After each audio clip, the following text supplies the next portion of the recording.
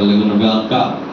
దేవుని యొక్క మహాకృపను బట్టి మనము 5 నెలలు గడిచి 6వ నెలలోనికి కాలు పెట్టడానికి దేవుడు మనకు కృపను అనుగ్రహించాడు.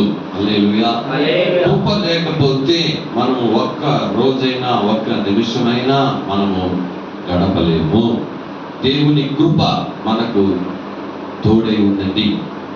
6వ నెల మొదటి రోజు ఇలాగా ఆదివారం రావడం, దేవుని ఆరాధించుకోవడం ఉన్నది ఇంకా గొప్ప ఒక ధన్యత. హల్లెలూయా. కాబట్టి ఈ నెల మనకు ఏ వాగ్దానం ఇవ్వబోతున్నాడో ఆ వాగ్దానాన్ని చూసి మనం ఈరోజు దేవుని నామాన్ని మహిమపరుచుకుంటాం.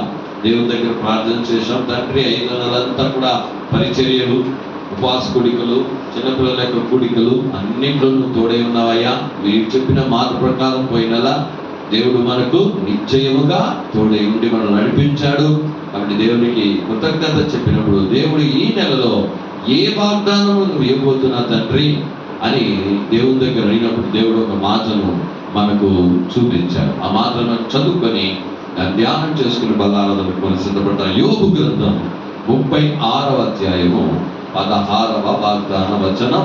ఈ నెలలో దేవుడు మనకు ఇచ్చినటువంటి వాగ్దాన వచనాన్ని మనం చదువుకుంటాం. యోబు గ్రంథం 36వ అధ్యాయము 16వ వాగ్దాన వచనము. అంతియే కాక బాధలో నుండి ఆయన నిన్ను తప్పించును, ఇరుకు లేని విశాల స్థలమునకు నిన్ను తోడుకొని పోవును, నీ ఆహారమును ప్రభుతో నింపును. హల్లెలూయా. సో ఈ నెల దేవుడు మనకు వాగ్దానం ఇచ్చినటువంటి వాగ్దానము ఏమిటంటే యోబు గ్రంథము 36వ అధ్యాయము 16వ వాగ్దాన వచనములో యోబుతో కూడా ఎలీహు ఇలాగా మాట్లాడడం మనం చూస్తున్నాం. ఆయన దేవుని గురించి మాట్లాడుతూ వస్తున్నప్పుడు ఈ మాట చెప్పాడు. చూడండి, ఆ 15వ వాక్యాన్ని కూడా మనం చదువుకున్నప్పుడు అక్కడ ఒక వాక్యము రాయబడి ఉంది. చదువుదాము.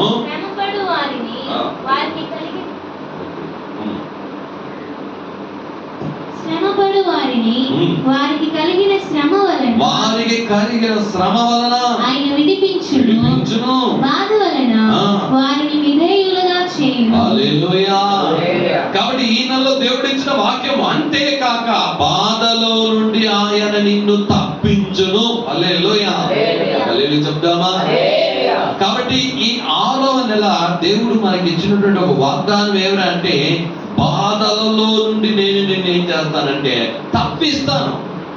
అంటే ఎన్నో బాధలను నువ్వు అనుభవిస్తున్నావు, ఎన్నో బాధలను వేదనలను అనుభవిస్తున్నావు. ఈ నెల నేను ఆ బాధల్లో నుండి నేను నిన్ను ఏం చేస్తానో తప్పిస్తానన్నాడు. హల్లెలూయా. కాబట్టి నీ కార్యము దేవునికి తెలుసు, నీ బాధ దేవునికి తెలుసు, నీ యొక్క పోరాటము దేవునికి తెలుసు. అందుకే చెప్తున్నాడు, నీ బాధల నుండి ఆయన నిన్ను తప్పించును.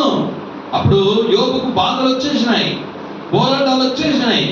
కానీ ఇక్కడ దేవుడు యొక్క మూలంగా ఈ యొక్క మనిషి, ఈ యొక్క ఫ్రెండ్స్ అయినటువంటి ఎలీహు మాట్లాడుతూ ఉన్నాడు దేవుడి గురించి. నిన్ను దేవుడు తప్పకుండా బాధలో నుండి ఆయన నేనేం చేస్తాడో తప్పిస్తాడు. హల్లెలూయా. మన దేవుడు తప్పించే దేవుడు. హల్లెలూయా. కీర్తన 68:20 చెప్పబడుతున్న మరణములో నుండి మనల్ని తప్పించే దేవుడు. గడిచిన నెలలో యాక్సిడెంట్లు, కానీ మరణంలో నుండి యేసు ఏం చేశాడు? తప్పించాడు. ఒక చిన్న కార్యం కూడా జరగకుండా మనల్ని దేవుడు ఏం చేశాడు? కాపాడాడు. ఆయన ఈ ఆపదలను తప్పించే దేవుడు. ఇప్పుడు బాధల్లో నుండి కూడా మనల్ని తప్పించే దేవుడు అంట. చూద్దాం ఏ బాధల నుండి దేవుడు మనల్ని తప్పిస్తాడని చూద్దాం. యోబు గ్రంథము 5వ అధ్యాయము 19వ వాగ్దాన వచనాన్ని మనం చదువుకుంటాం. యోబు గ్రంథం 5వ అధ్యాయము 19వ వాగ్దాన వచనం. 6 బాధలలో నుండి ఆయన నిన్ను విడిపించును, 7 బాధలు కలిగినను నీకు ఏ కీడును తగలదు. హల్లెలూయా. ఇక్కడ చెప్తున్నాడు యోబు గ్రంథంలో 5:19 6 బాధలలో బాధల్లో నుండి ఆయన నిన్ను విడిపించును. 6 బాధలు. హల్లెలూయా. అంటే ఏమంట? ఏమేం బాధలు? 6 బాధలు అన్నాడు. 6 అంటే 6వ రోజు ఎవరిని చేశాడు? మనిషిని చేశాడు. హల్లెలూయా. అంటే మనిషికి వచ్చినట్టు బాధలన్నింటిలో నుండి నీకేం చేస్తాను? నేను తప్పిస్తాను. బాధల నుండి ఆయన నిన్ను విడిపించును. మనిషి నాకేమొస్తుందంట? బాధలు. మనిషి నాకు ఇంకా బాధలు రాకుండా ఉంటాయా? కష్టాలు రాకుండా ఉంటాయా అని ఏం చేస్తారు? చెప్తూ ఉంటారు. మనిషి నాకు ఇంకా బాధలు ఉంటాయి, మనిషి నాకు ఏదో ఒక కార్యాలు ఉంటాయి. కానీ దేవుని దేవుని పిల్లలకి ఏం చెప్తున్నాడు అంటే 6 బాధలలో నుండి ఆయన నిన్ను విడిపించును. రెండో చెప్తున్నాడు 7 బాధలు కలిగిన నిన్ను నీకు ఏ కీడు తగలదు. హల్లెలూయా. 7వ రోజు ఏమంట? 7వ రోజు ఏం చేశాడు దేవుడు? విశ్రాంతి చేసుకున్నాడు. ఏం చేస్తున్నాడు? 7వ రోజు ఏం రోజు అంటే దేవుణ్ణి స్తుతించే ఒక రోజు, దేవుణ్ణి ఆరాధించే ఒక రోజు, దేవుణ్ణి గణపరిచే ఒక రోజు. ఈరోజు దేవుని నిమిత్తంగా నీకు కొన్ని బాధలు వచ్చినా హల్లెలూయా, దాంట్లో నుండి కూడా నేనేం చేద్దే, నీకు ఏ కీడు తగలకుండా దేవుడు నేనేం చేస్తాడంట? కాపాడతాడు. అందుకే నీతిమంతులకు వచ్చు శోధన ఎన్నో, శ్రమలు ఎన్నో అని దావీదు చెప్పాడు. కానీ ఆ శ్రమలన్నిటిలో నుండి దేవుడు నేనేం చేస్తాడంట? విడుదల చేస్తాడు. దేవుని పిల్లలకు అనేక శ్రమలు వస్తాయి, కానీ అవి ఏది కూడా నీకు తగలకుండా దేవుడు కాపాడు. హల్లెలూయా. అప్పుడు అంతేకాక బాధల్లో నుండి 6 బాధల నుండి ఆయన నిన్ను విడుదల చేయి. చూద్దాం కీర్తన గ్రంథము 25వ అధ్యాయము 17వ వాగ్దానవచనంలో దావీదు ఇలా చెప్తున్నాడు. ఇప్పుడు మీకు ఏ బాధలు ఉన్నాయో నాకంటూ తెలియదు, ఏదో ఒకటి తెలుసు, కానీ యేసయ్యకు అన్నీ తెలుసు. యేసయ్యకు నీ బాధ ఏంటో ఆయనకు బాగా తెలుసు. చూద్దాం 25:17. నా హృదయ వేదనలు అతి విస్తారములు, ఇక్కట్టులో నుండి నన్ను విడిపింపుము. చూడండి దావీదు చెప్తున్నాడు, నా హృదయ వేదనలు అతి విస్తారమంట. హృదయంలో ఏదో ఒక వేదన ఏం చేస్తా ఉంటుంది? వస్తానే ఉంటుంది. ఏదో ఒకటి, కుటుంబం గురించో, కార్యం గురించో, పిల్లల గురించో, మన కార్యాల గురించో ఏదో ఒక వేదన వస్తూ ఉంటుంది. దావీదు చెప్తున్నాడు, నా హృదయ వేదనలు అతి విస్తారములు అంట. ఏంటంట అంటే ఏంట? ఎక్కువ, నా హృదయంలో వేదనలు ఎక్కువ ఉంది అంటున్నాడు. కానీ ఏం చెప్తున్నాడు? మాట చదువుదాము. నా హృదయ వేదనలు అతి విస్తారములు. మళ్ళీ ఏం చెప్పాడు? ఇక్కట్టులో నుండి. ఆమేన్. హల్లెలూయా. నీకు ఇక్కట్లు వచ్చినా కూడా దేవుడు నిన్నేం చేస్తాడంట? విడిపించే దేవుడు. ఒక ఆమేన్ చెప్పు. హల్లెలూయా. నీ హృదయ వేదనలు అతి విస్తారంగా ఉండొచ్చు, నీ హృదయంలో బాధలు అతి విస్తారంగా ఉండొచ్చు, కానీ యేసయ్య మీద నీ భారం మోపినట్టయితే బైబిల్ చెప్తుంది, ఆయన మీద నీ భారము మోపు అని కీర్తన 50:22 చెప్తుంది. నీవు ఆయన మీద నీ భారమును మోపేసినట్టయితే, ఆయన నమ్ముకున్నట్టయితే, ఆయన యందు విశ్వాసం ఉంచినట్టయితే, ఆయన దగ్గర ప్రార్థన చేసినట్టయితే, ఆయన నమ్ముకున్నట్టయితే, అవన్నిటిలో నుండి దేవుడు నేనేం చేస్తాడంట? తప్పిస్తాడు, కాపాడుతాడు, అద్భుతం చేస్తాడు. కీర్తన 25:22 వాక్యాన్ని చదువుకుంటాం. కీర్తన 25:22. దేవా వారి బాధలన్నిటిలో నుండి ఇశ్రాయేలును విమోచింపుము. హల్లెలూయా. మనమందరం ఆత్మీయ ఇశ్రాయేలుగా ఉన్నాం. మనమందరం ఎవరండి? ఆత్మీయ ఇశ్రాయేలు. ఇప్పుడు చెప్తున్నాడు, దేవా వారి బాధలన్నిటిలో నుండి ఇశ్రాయేలు విమోచింపు. ఎన్ని బాధలు ఉన్నాయో నీకు, అన్ని బాధల్లో నుండి దేవుడు నిన్ను విమోచిస్తాడు. హల్లెలూయా. ఈ 6వ నెల దేవుడు ఒక వాగ్దానం ఇచ్చాడు, బాధల్లో నుండి ఆయన నిన్ను తప్పిస్తాడు. ఈరోజు ఈ నెల ఈ వాగ్దాన వచనాన్ని విశ్వాసంగా హృదయంలో తీసుకొని విశ్వసించి ఆయన మీద నీ భారాన్ని మోపి ప్రార్థన చేయి. ఆయన ఇచ్చిన వాగ్దానాన్ని బట్టి ప్రార్థన చేయి. హల్లెలూయా. దేవుడు ఒక మాట ఇచ్చేటంటే అదేం చేస్తుంది? తీరుతుంది. కాబట్టి నేను ప్రార్థన చేసి ఏ వాక్యం ఇవ్వబోతున్నా తండ్రి, ఈ నెల ఏ వాగ్దానం ఇవ్వబోతున్నా అంటే దేవుడి వాగ్దానాన్ని మీకు ఇచ్చాడు. కాబట్టి మీ బాధలన్నింటిలో నుండి చెప్తున్నాడు, వారి బాధలన్నింటిలో ఎన్ని బాధలున్నా అన్ని బాధల్లో నుండి నిన్ను ఏం చేస్తాడంటే దేవుడు విమోచిస్తాడు. హల్లెలూయా. కీర్తనలో 34వ అధ్యాయము 6వ వాక్యంలో కూడా మనం చదువుకుంటాం. కీర్తన 34:6. ఈ దీనుడు మొరపెట్టగా యెహోవా ఆలకించెను. అతని శ్రమలన్నిటిలో నుండి అతన్ని రక్షించును. హల్లెలూయా. ఈ దీనుడు మొరపెట్టగా, నువ్వు మొరపెట్టాలా దేవుని యొక్క సముఖంలో. కష్టకాలం ఉంది, నేను యెహోవాను చూసి మొరపెట్టి తిని ఆయన నాకు విడుదలిచ్చాడు, నేను ఆయన గణపరుస్తానని చెప్పి కీర్తనలు 50:15 రాయబడింది. కాబట్టి కష్టకాలం ఉంది, యెహోవాను చూసి మొరపెట్టు. బాధ కాలంలో నుండి, శ్రమలన్నిటిలో నుండి వేచేట ఆయనకు మొరపెట్టు.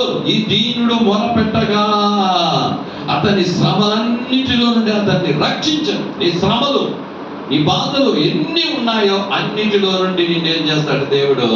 రక్షిస్తాడు. అదే 34వ కీర్తన 17వ వాక్యము మనం చదువుకుంటాం. 34:17. నీతిమంతులు మొరపెట్టగా యెహోవా ఆలకించును.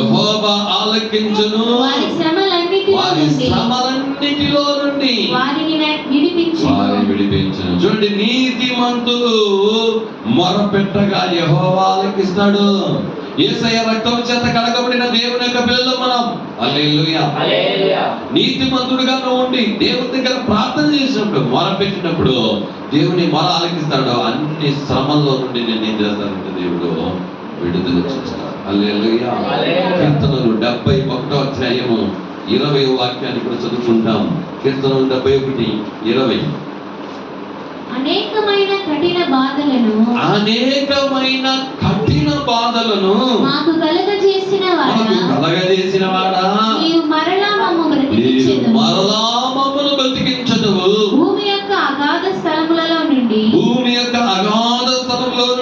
నీవు మరలా మమ్ము లేవనెత్తదు. హల్లెలూయా. కొంతమందికి బాధలు ఉంటే కొన్ని సమయంలో ఆ బాధలు ఎలా ఉన్నాయంట? కఠిన బాధలు. ఎలాంటి బాధలు అంట? కఠినమైన బాధలు కొన్ని ఉంటాయి. ఇక్కడ చెప్తున్నాడు, అయ్యా కఠినమైనటువంటి బాధలు మాకు వచ్చేసాయి, అయినా తిరిగి మమ్మల్ని బ్రతికించము. హల్లెలూయా. దేవుడు ఎలాంటి దేవుడు అంటే, నీకు బాధలున్నా, కఠిన బాధలున్నా సరే నిన్ను తిరిగి దాంట్లో నుండి పైకి తీసి నేను బ్రతికించేది. హల్లెలూయా.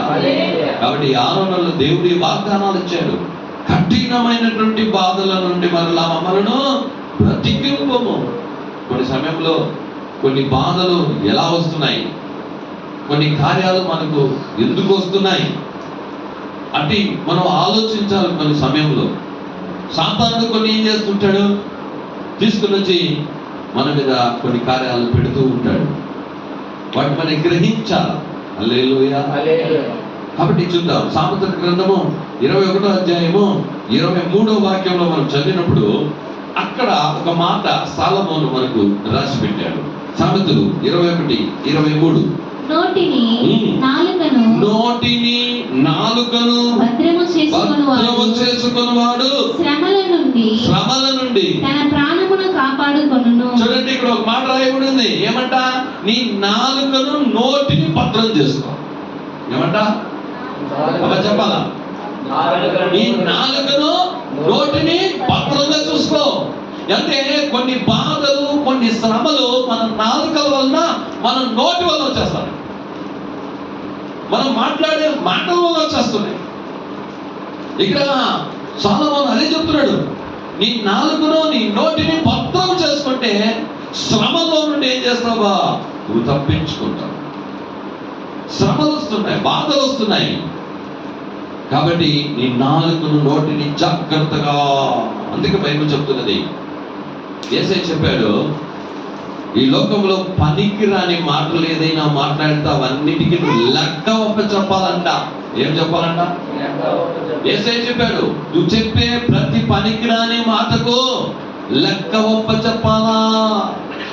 అందుకే ప్రసంగి 5వ అధ్యాయంలో రాయబడింది, నేను భూమిలో ఉన్న దేవుడు ఆకాశం అందున్నాడు, నీ మాటలు కొద్దిగా ఉన్నని. నీ నోటి వలన నీ శరీరానికి శిక్ష ఎందుకు తెచ్చుకుంటావు? అప్పుడు శిక్ష ఎందుకు? నీ శరీరానికి శిక్ష దేని వల్ల వస్తుందంట? నీ మాటల వలన. హల్లెలూయా. దేని వల్ల వస్తుందండి? చూడండి, ఆ ప్రసంగి 5వ అధ్యాయంలో ఆ మాటలు చదువుదాం. ప్రసంగి చెప్పాడు ఆ 5వ అధ్యాయంలో 1వ వాక్యం నుండి టకటక చదువుదాం. నీవు దేవుని మందిరమునకు పోవునప్పుడు నీ ప్రవర్తన జాగ్రత్తగా చూచుకొనుము. బుద్ధిహీనులు అర్పించినట్లుగా బలి అర్పించుట కంటే సమీపించి ఆలకించుట శ్రేష్టము. వారు తెలియకయే దుర్మార్గపు పనులు చేయుదురు. నీవు దేవుని సన్నిధిని అనాలోచనగా పలుకుటకు నీ హృదయమును త్వరపడనీయకము. నీ నోటిని కాచుకోము. దేవుడు ఆకాశమందున్నాడు, నీవు భూమి మీద ఉన్నావు. కావున నీ మాటలు కొద్దిగా ఉండవలెను. చూడండి, హల్లెలూయా. నీ మాట ఎలా ఉండాలంట? కొద్దిగా ఉండాలా. ఆయన ఆకాశం ఉన్నాడు, భూమి ఉన్నాడు. దేవుని ఆలయానికి వెళ్ళేటప్పుడు నీ ప్రవర్తనను ఆలోచించుకో. నువ్వు ఏం మాట్లాడుతున్నావో, ఎవరి దగ్గర మాట్లాడుతున్నావో, ఎలాంటి మాటలు మాట్లాడుతున్నావో జాగ్రత్త. దానివల్ల నీకు శ్రమ వస్తాయి. దానివల్ల నీకు అప్పుడు శ్రమలు నీ నాలుక వల్ల, నీ నోటి వల్ల వచ్చింది ఆ శ్రమ, బాధలు. వాటిని నువ్వు కాచుకో అంటున్నాడు. హల్లెలూయా. దేవుడు చెప్తున్నాడు, ఇదో సాతాను కొన్ని విషయంలో ఏదో విషయంలో బాధలు తీసుకొస్తే నేను తప్పిస్తాను, కానీ నీ నోటి వల్లనే, నీ మాటల వల్లనే నువ్వు శ్రమలు తెచ్చుకుంటా ఉంటే జాగ్రత్త. హల్లెలూయా. యేషయా 65వ అధ్యాయము 16వ వాక్యాన్ని మనం చదువుకుంటాం. యేషయా 65:16. దేశములో తనకు ఆశీర్వాదము కలగవలెనని కోరువాడు నమ్మదగిన దేవుడు తన ఆశీర్వదింపవలెనని కోరుకొనును. దేశములో ప్రమాణము చేయువాడు నమ్మదగిన దేవుని తోడని ప్రమాణము చేయును. పూర్వము కలిగిన బాధలు నా దృష్టికి మరువబడును, అవి నా దృష్టికి మరువబడును. ఆమేన్ చెప్పండి. హల్లెలూయా.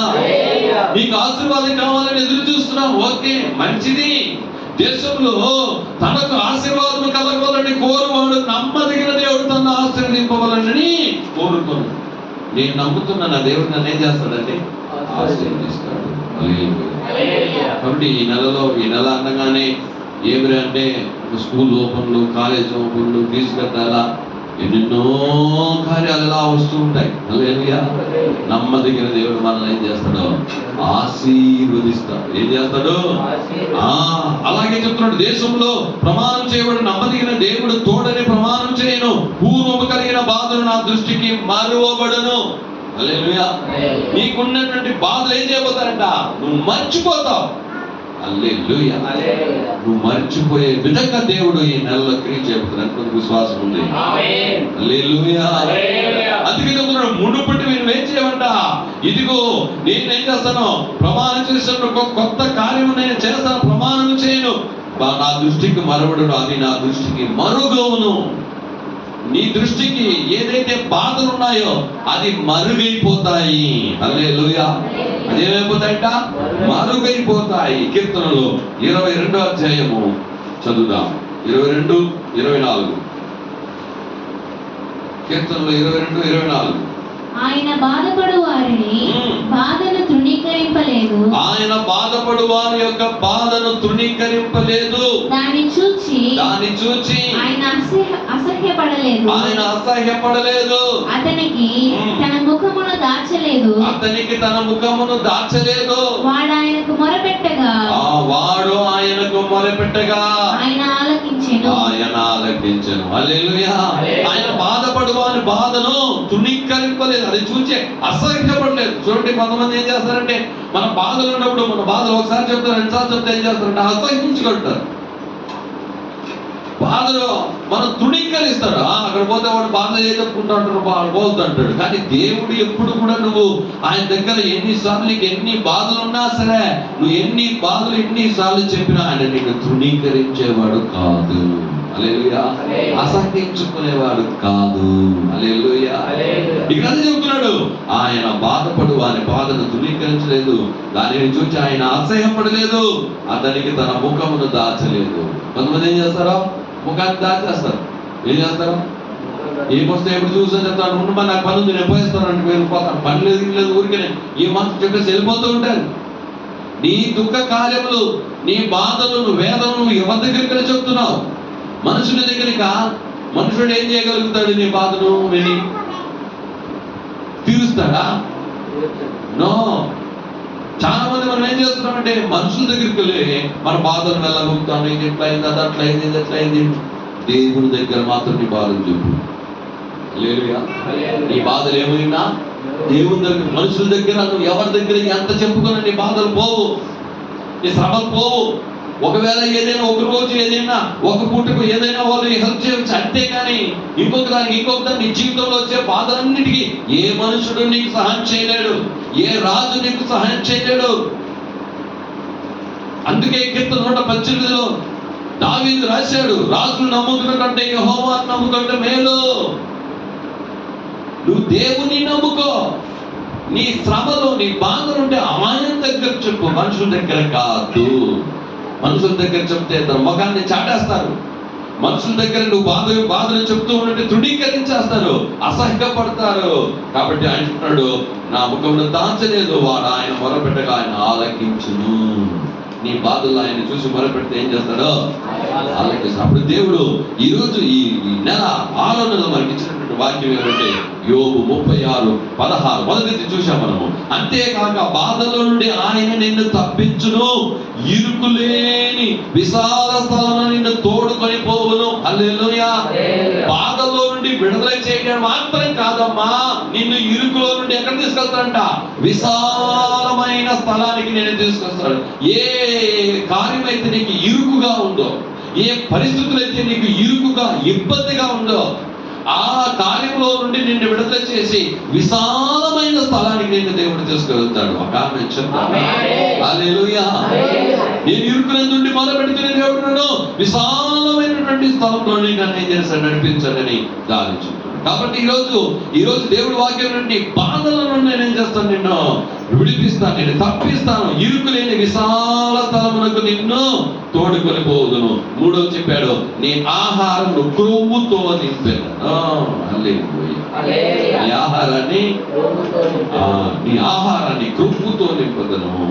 చూద్దాం, ఆదికాండము 27వ అధ్యాయము 28వ వాక్యములో చెప్పాడు, ఆశీర్వాదాలు నేను ఇస్తాను, కొరత లేని వానిగా నేనేం చేస్తాను? నీకు నేను చేస్తాను. మనం దేవుని దగ్గర ఏదైనా పొందుకోవాలంటే విశ్వాసం ఉండాలి. ఏముండాలి? విశ్వాసం లేకపోతే నువ్వు దేవుణ్ణి దగ్గర నుండి ఏమీ పొందుకోలేవు. నీకు విశ్వాసం లేదా, నువ్వు చర్చకొచ్చి లాభంలే, నువ్వు ఏం చేసినా లాభంలే, ఏమి రాదు. నువ్వు నమ్మితే దేవుని దగ్గర వచ్చువాడు ఆయన ఉన్నాడని, ఆయన దగ్గర అడుగువాడిగా ఆయన ఫలము దయచేవాడిని నేను నమ్మవలను కదా అని హెబ్రీయులకు రాసిన పత్రిక 6వ అధ్యాయంలో చెప్తున్నాడు. ఈ మాటలు చెప్తుండగా నీ విషయంలో నువ్వు నమ్మకం, ఈ మాటల మీద ప్రతి మాట మీద నమ్మకం వచ్చినప్పుడు మాత్రమే ఆ మాటలు నీలో ఏం చేస్తుంది? ఫలిస్తుంది, క్రియ చేస్తుంది. నువ్వు నమ్మకపోతే ఏం జరగదు. నువ్వు దేవుడిని నమ్మకపోతే ఇంకెవరు నమ్ముతావు? దేవుడి మాటలు ప్రవచనాత్మకంగా నీ మీదకి వస్తూ ఉంటే నువ్వు నమ్మకపోతే ఇంకేం నమ్ముతావు నువ్వు? హల్లెలూయా. వాక్యం చెప్తుంది, నీ ఆహారాన్ని నీకు ఇస్తాను. ఆదికాండం 27:28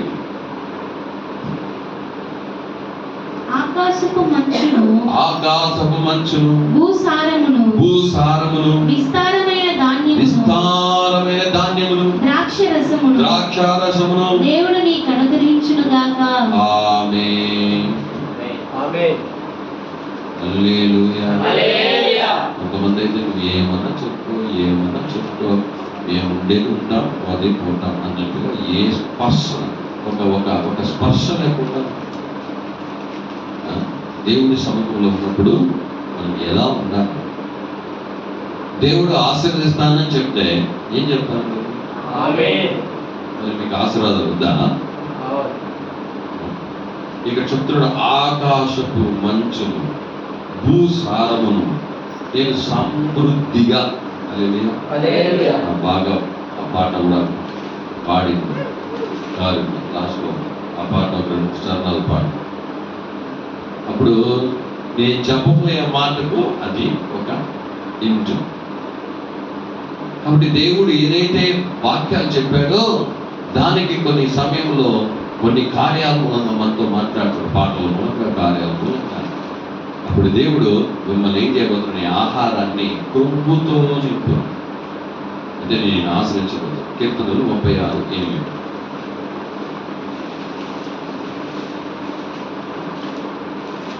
దేవుడు సమృద్ధినిచ్చేది. నీ మందిరము యొక్క సమృద్ధి నీ వలన మందిరము యొక్క సమృద్ధి వలన వారు సంతృప్తి నొందుచున్నారు. నీ ఆనంద ప్రవాహములోనిది నీవు వారికి త్రాగించుచున్నావు. ఈ మందిరం యొక్క సమృద్ధి, దేవుని యొక్క మందిరంలో ఏముందంట? సమృద్ధి ఉంది. హల్లెలూయా. సమృద్ధి అయిన ఆశీర్వాదాలు ఉన్నాయి దేవుని యొక్క మందిరములో, అవి ఉంది. ఈరోజు ఈ మాటలు రావడానికి కారణం ఏంటి? 5 నెలలు మీరు పరిచయం చేశారు, 5వ నెల అంట సువార్తకి వెళ్ళారు, ప్రార్థన చేశారు, చిన్నపిల్లల గుడిలో ప్రయాసపడ్డారు. అందుకు దేవుడు మీకు ఇస్తున్న ఫలం ఇది. దాన్ని రిసీవ్ చేసుకోవాలి. హల్లెలూయా. మీరు నా పని చేశారు కాబట్టి నేను మిమ్మల్ని ఆశీర్వదిస్తా. బాధల నుండి నేను తప్పిస్తా. ఇరుకులో నుండి విశాలమైన స్థలానికి నేను తోడుకొని పోతాను. హల్లెలూయా. ఇక్కడ నుండి వేరే స్థలానికి నేను చూసుకొని పోతాను. అది విశాలమైన స్థలము. మూడవదిగా నీ ఆహారాన్ని నీ క్రొవ్వుతో నింపుతాను. అదే కీర్తనలో 63:5. కీర్తనలో 63:5. క్రొవ్వు మెదడు నాకు దొరికినట్లుగా నా ప్రాణము తృప్తి పొందుచున్నది. ఉత్సహించు పెదవులతో నా నోరు నిన్ను గూర్చి గానము చేయుచున్నది. ఆమేన్. హల్లెలూయా. దావీదు చెప్తున్నాడంట, ఏమంట? క్రొవ్వు మెదడు దొరికినట్లు. హల్లెలూయా. ఏమంట? ఈ మటన్ షాపులు అంతా వెళ్తే కొవ్వు కొంచెం చేయబా అంటారు. హల్లెలూయా. కొంతమంది చెప్పే కొవ్వు అది వేరు, వారి కొవ్వు జాస్తి అంటారు. అది కాదు. హల్లెలూయా. కొవ్వు అంటే ఒక టేస్ట్ ఉంటుంది, దాంట్లో ఏముంటుంది? ఒక టేస్ట్ ఉంటుంది, మంచి మనకు బలం ఇచ్చే దాంట్లో ఉంటుంది. అది క్రొవ్వు మెదడు దొరికినట్లు నేను సంతోషిస్తున్నాను. హల్లెలూయా. కాబట్టి నీ ఆహారాన్ని నీ ఆశీర్వదించబోతున్నాడు ఈ నెల. హల్లెలూయా. చివరిగా యెరెమీయా 31:14.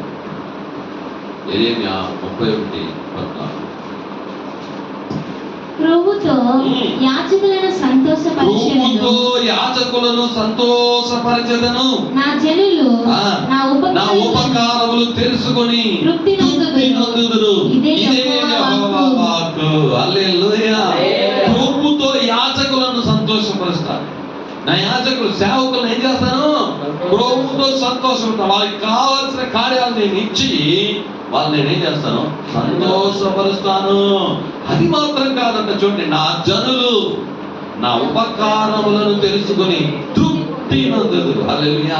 సమృద్ధి ఆశీర్వాదము, అలాగే తృప్తి నొందేది ఇదే యెహోవా వాక్కు.